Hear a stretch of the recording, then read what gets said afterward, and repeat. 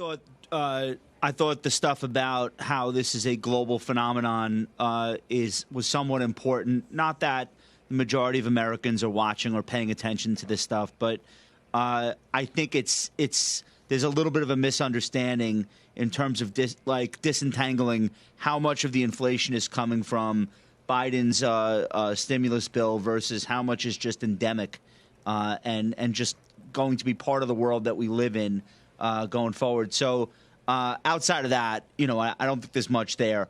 I just think when we think about what we're seeing in the market right now, the two most important things that have taken place over the last week or two, number one, oil prices backing off, gasoline prices backing off.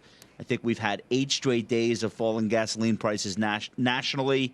That should help us stabilize a little bit some of those consumer sentiment numbers, which seem to be spiraling out of control at this point.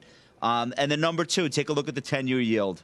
So this is the kind of thing that I think maybe most people aren't aware of, because just as quickly as rates ran up, they seem to be backing off. I don't know how much lower they'll fall, but 44 basis points has come off of the 10-year yield since June 13th. So that's almost half a point. We were at 3.5%. Now we're back closer to 3%. A lot of that is related to newfound widespread concerns about recession. But the bottom line is it doesn't matter why. What does matter is that all of this volatility has come from one source, which is battling inflation.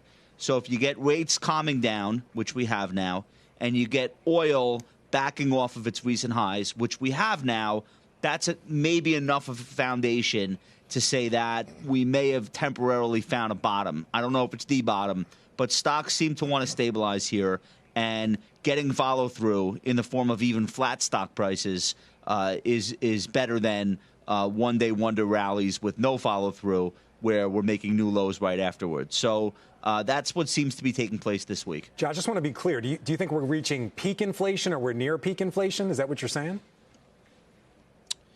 I don't think that inflation is monolithic enough to be able to say that all of it will peak out at the same time. I think it's very likely we have seen the peak in employment-related inflation.